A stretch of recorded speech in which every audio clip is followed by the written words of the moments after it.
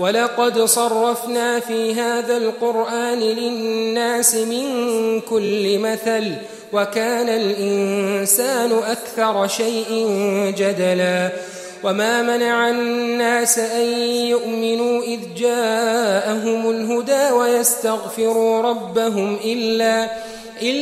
أن تأتيهم سنة الأولين أو يأتيهم العذاب قبلا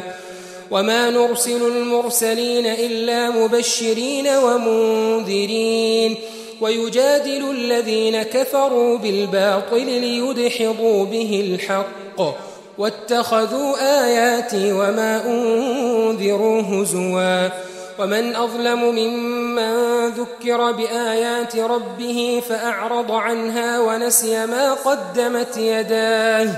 إنا جعلنا على قلوبهم أكنة أن يفقهوه وفي آذانهم وقرا وإن تدعهم إلى الهدى فلن يهتدوا إذن أبدا وربك الغفور ذو الرحمة لو يؤاخذهم بما كسبوا لعجل لهم العذاب بل لهم موعد لن يجدوا من دونه موئلا وتلك القرى أهلكناهم لما ظلموا وجعلنا لمهلكهم موعدا